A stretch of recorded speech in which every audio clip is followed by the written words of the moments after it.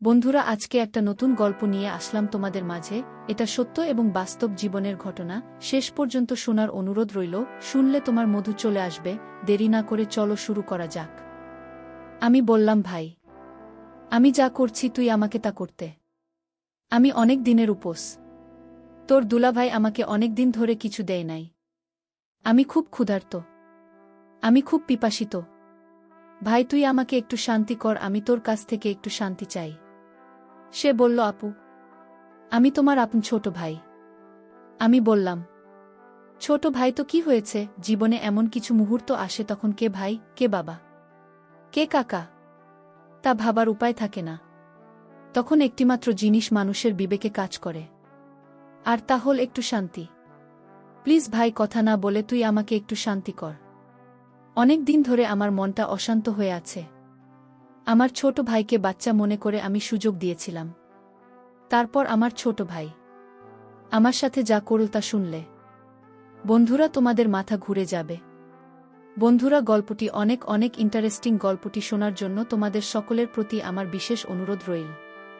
বন্ধুরা, তোমাদের নিকট আমার ছোট্ট একটি অনুরোধ, তোমরা দয়া করে আমার চ্যানেলটি সাবস্ক্রাইব করে আমাকে সাপোর্ট করবে। হ্যালো বন্ধুরা, আমি উর্মিলা আক্তার ঘর্মি। আমার ডাক নাম ঘর্মি। আমার বর্তমান বয়স 25। আজকে আমি তোমাদেরকে যে গল্পটি বলবো সেটি আমার বাস্তব জীবনের গল্প। তখন আমার বয়স ছিল 19। আমি দেখতে অনেক সুন্দরী, লাবণ্যময়ী এবং আবেদনময়ী ছিলাম বটে। আমার ফ্যামিলিতে শুধুমাত্র আমি, আমার ভাই এবং আমার মা বাবা ছিলেন। মোট সদস্য সংখ্যা ছিল 4 জন এবং আমি ছিলাম সবার বড়। আমার ভাই ছিল আমার ছোট, তার বয়স ছিল 15। আমার ছোট ভাইয়ের নাম সাগর। সে ক্লাস 10-এ পড়ত। সে দেখতে অনেক কিছু ছিল। আমি তাকে খুব ভালোবাসতাম এবং স্নেহ করতাম। তাকে দেখতে একেবারে নায়কের মতো চেহারা ছিল। তাকে দেখলেই আমার অন্য কিছু করতে মন চাইত। আমাদের পরিবারের সবাই খুব সুন্দর ছিল। আমি যেমন সুন্দরী ছিলাম, আমার ভাইও আমার মতোই সুন্দর ছিল। আমার মা বাবা অনেক সুন্দর ছিল। আমার ছোট ভাইয়ের চেহারাটা এতই কিউট যে তাকে দেখলেই আমার আদর করতে মন চাইত। মাঝে মাঝে আমি আমার বিয়ের আগে বিভিন্ন অজুহাতে তার সাথে বিভিন্নভাবে মজা করার চেষ্টা করতাম।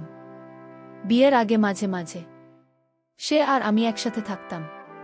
প্রায় প্রায় আমি তার কাছে থেকে ভিন্ন কিছুর স্বাদ নেওয়ার চেষ্টা করতাম। সে তখন খুব ছোট ছিল বিধায় খুব একটা বেশি বুঝত না।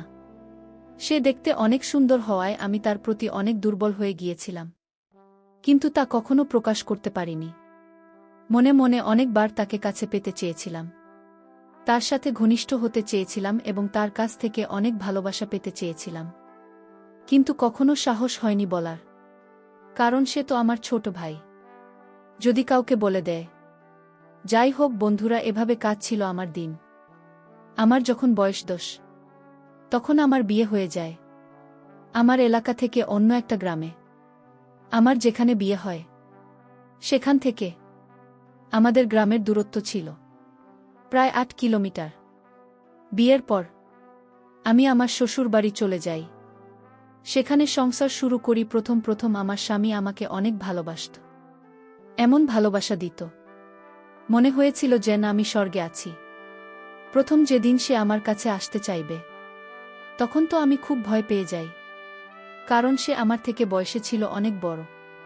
যেই কথা সেই কাজ। প্রথম দিন সে আমাকে এমনভাবে দিয়েছিল, আমার কাছে মনে হয়েছিল যেন আমার দম বন্ধ হয়ে যাওয়ার মতো অবস্থা হয়েছিল। বিয়ের 2-1 মাস আমার খুব ভালো লাগছিল। সে আমাকে খুব শুকিয়ে রাখছিল। কিন্তু এই সুখ আমার আর বেশি দিন রইল না। আমার কপাল খুবই খারাপ ছিল যে আমার বিয়ের কিছুদিন পরেই আমার স্বামীর গোপন একটি রোগ ধরা পড়ে, যার কারণে আমার স্বামী আমার কাছে ঠিকমতো আসতে চাইত না, আমাকে ভালোবাসতে চাইত না। আমার প্রতি তার কোনো ফিলিংস কাজ করত না, আর মাঝে মাঝে আমার সাথে খুব খারাপ আচরণ করত। আমার স্বামীর এই আচরণে আমি খুব কষ্ট পেতাম। আমি জানি না সে কেন আমার সাথে এরকম আচরণ করত। তার আচরণে আমি অনেক পরিবর্তন লক্ষ্য করি। আস্তে আস্তে তার সাথে আমার দূরত্ব বাড়তে থাকে।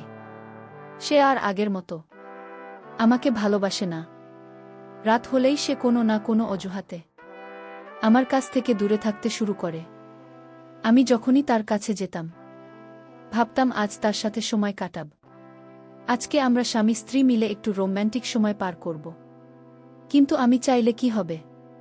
তাতে তার কোনো সাড়া পাইনি। আমি যতই তার কাছে যেতে চাইতাম, সে আমার কাছ থেকে বিভিন্ন অজুহাতে অনেক দূরে থাকতে শুরু করল। সে এখন আমাকে বিন্দুমাত্র সময় দেয় না। তার আচরণে এতটা পরিবর্তন দেখে আমি খুব বিস্মিত হই। আমাকে ভালোবাসার তার মধ্যে কোনো আকাঙ্ক্ষা নেই। রাতে কিংবা দিনে সে কখনই আমার সাথে আকর্ষিত হওয়ার চেষ্টা করত না। আমাকে সবসময় সে ইগনোর করতে শুরু করল। তার এসব দেখে আমার মনে অবস্থা আরও খারাপ হতে লাগল। তারপরেও আমি ভালো ছিলাম।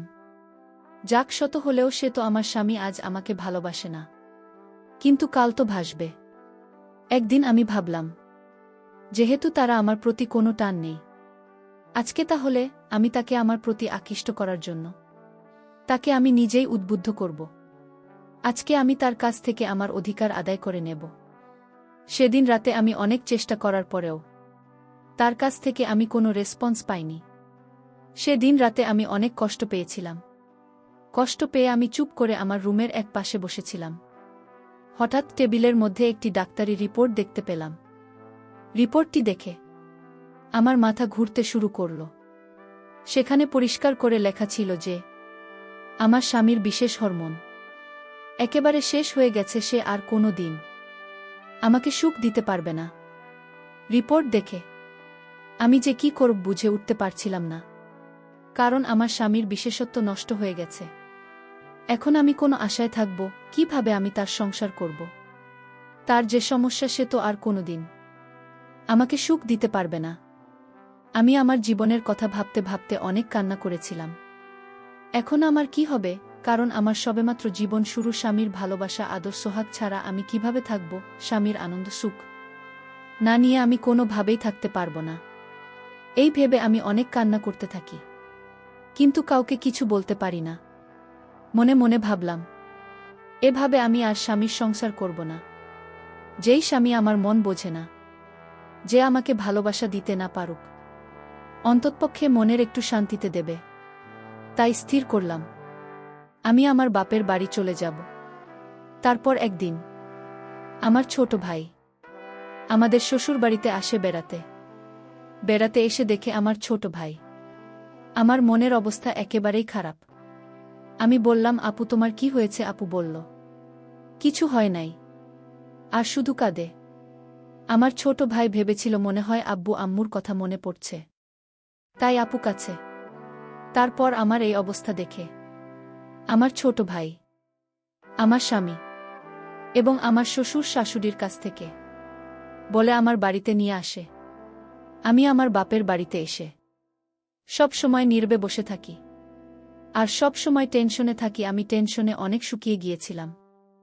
আমার চোখের নিচে কালো দাগ হয়ে গেছে। আমার ছোট ভাই আমার এই অবস্থা দেখে আমাকে জিজ্ঞাসা করতে শুরু করে, আপু তোমার কি হয়েছে? দুলাভাই কি তোমাকে অনেক কষ্ট দেয়? দুলাভাই কি তোমার সাথে খারাপ আচরণ করে নাকি না অন্য কিছু?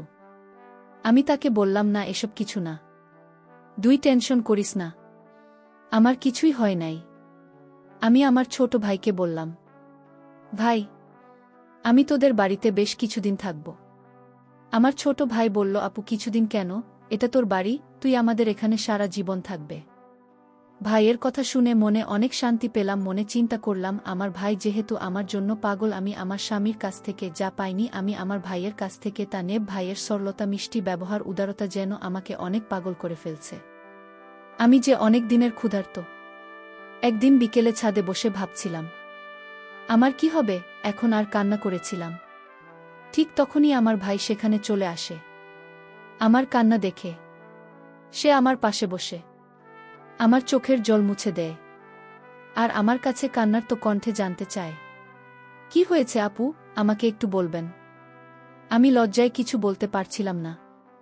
তারপরেও সে অনেক জোর করার পর আমি তাকে বলি যে, বাইরে তুই আমার ছোট ভাই, তোকে যে আমি কি করে বলি? তো দুলাভাই আমাকে আর তেমন ভালোবাসতে পারে না। তার অনেক সমস্যা, তার অনেক বড় সমস্যা। তারা আমাকে ভালোবাসার মতো কোনো ফিলিংস থাকে না। সে আমাকে কোনোভাবেই কোনো তৃপ্তি দিতে পারে না। সে আমাকে কোনোভাবে সুখী করতে পারে না। এখন আমি কি করি বল, ভাই? এই দুঃখ কি কারো কাছে বলা যায়? আমার মুখ থেকে এরকম ধরনের কথা শুনে আমার ভাই প্রথমে একটু চুপ হয়ে যায়। আমার ছোট ভাই যদিও বয়সে আমার থেকে ছোট, তার বয়স প্রায় 16-17 কাছাকাছি। সে সব বোঝে। সে কিছুক্ষণ চুপ করে থাকার পর বলল, আপু, দুলাভাইকে ডাক্তার দেখাও। আমি বললাম, অনেক ডাক্তার কবিরাজ সব দেখিয়েছে, কিন্তু কোনো কাজ হয় নাই। বিয়ের আগেও নাকি তার এরকম সমস্যা ছিল। তারপর অনেক ডাক্তার দেখিয়ে সে কোনোরকম ভালো হয়েছিল, কিন্তু ডাক্তার বলে দিয়েছিল যে আপনার যদি পরবর্তীতে এই রকম সমস্যা হয় তাহলে আর ভাল হওয়ার সম্ভাবনা নেই। আমি আমার ছোট ভাইকে বললাম, বাইরে সে আর কোনোদিনও আমাকে সে সুখ দিতে পারবে না। আমার কথা শুনে তারও মন খারাপ হয়ে গেল। আমি মনে মনে ভাবছিলাম, এই সুখ এবং ভালোবাসা যদি আমি আমার ভাইয়ের কাছ থেকে পাই তাহলে অনেক ভালো হবে। তাই আমি একটি পরিকল্পনা করে কান্না করতে করতে আমি তাকে ধরার চেষ্টা করলাম। সে একটু লজ্জা পেল, কিন্তু কিছু বলল না। সে আমাকে বলল, দেখো আপু, তুমি এত টেনশন করো না, দেখি কি করা যায়। তার এই কথা শুনে আমি বললাম, কি আর দেখবে তুমি, আমার সুখ কি তুই এনে দিতে পারবে? আমি এভাবে থাকতে পারবো না। স্বামীর ভালোবাসাটা আমার খুব জরুরি। ভাই, তুমি এসব বুঝবে না। এভাবে থাকতে আমার অনেক কষ্ট হয়। সে আর কিছু না বলে আমাকে নিয়ে নিচে চলে আসে নাস্তা করার জন্য। আমরা নাস্তা করলাম এবং অনেক গল্প করলাম। আমি মনে মনে ভাবছিলাম, আমার ভাই হয়তো আমাকে নিয়ে কিছু ভাবতে শুরু করেছে। তাই আমি অনেক আনন্দ পেলাম। এরপর থেকে আমি আমার ভাইয়ের কাছাকাছি থাকতে শুরু করলাম। রাত হলে সে আমাকে সান্ত্বনা দেওয়ার জন্য সে আমার কাছে থাকত। আমি তো আমার ভাইকে ছোট বাচ্চা মনে করতাম, আর সেও আমার কাছাকাছি থাকতে পছন্দ করত। প্রতিদিন রাতে আমি আর আমার ছোট ভাই একসাথে ঘুমাই, কিন্তু আমার তো রাতে ঘুম আসত না। শুধু চোখে মনে অন্য কিছুর বাসনা। চোখের আমার পাশে আমার আপন ছোট ভাই শুয়ে রয়েছে। মাঝে মাঝে তার প্রতি লোভ চলে যায় ভাইয়ের, তবে যৌবন প্রতি আমার লোভ চলে যায়। মনে হচ্ছে যেন আমি মোমো, আর সে আগুন। তার পাশে শুতে আমি যেন গলে যাচ্ছি এবং তাকে বারবার ছোঁয়ার চেষ্টা করছি। বাট মনের মধ্যে কিছুটা ভয় করছিল। কিছুক্ষণ পর আমি অনুভব করলাম আমার ছোট ভাই ঘুমিয়ে পড়ল, কিন্তু আমার তো ঘুম নাই। যখন অনুভব করলাম সে ঘুমিয়ে পড়েছে, তখন আমি তাকে নিয়ে এক অন্যরকম অনুভূতি নেওয়ার চেষ্টা করলাম। আমি যখন তাকে নিয়ে অন্যরকম কিছু করছিলাম তখন আমি লক্ষ্য করলাম সে ঘুম থেকে উঠে গেছে। সে ঘুম থেকে উঠে বলল, আপু, তুমি আমার সাথে কি করছো? আমি বললাম, ভাই, আমি যা করছি তুই আমাকে তা করতে। আমি অনেক দিনের উপোস। তোর দুলাভাই আমাকে অনেক দিন ধরে কিছু দেয় নাই। আমি খুব ক্ষুধার্ত, আমি খুব পিপাসিত। ভাই, তুই আমাকে একটু শান্তি কর। আমি তোর কাছ থেকে একটু শান্তি চাই। আমি বললাম, আপু, আমি তোমার ছোট ভাই। আমি বললাম, ছোট ভাই তো কি হয়েছে? জীবনে এমন কিছু মুহূর্ত আসে, তখন কে ভাই, কে বাবা, কে কাকা তা ভাবার উপায় থাকে না। তখন একটিমাত্র জিনিস মানুষের বিবেকে কাজ করে, আর তা হল একটু শান্তি। প্লিজ ভাই, কথা না বলে তুই আমাকে একটু শান্তি কর। আমার ছোট ভাইকে আমি বাচ্চা মনে করে তার সাথে আমি একটু রোমান্টিক করতে গিয়েছিলাম। সে যখন প্রথম আমাদের ওখানে আক্রমণ করেছিল তখন আমার কাছে মনে হয়েছিল আমার দম বন্ধ হয়ে যাচ্ছিল। আমার মনে হয়েছিল একটি প্রলঙ্কারী ঘূর্ণিঝড় বয়ে গিয়েছিল। আমার সব কিছু দুমড়ে মুচড়ে ফেলেছিল। সেদিন সে আমাকে অনেক সুখ দিয়েছিল বন্ধুরা।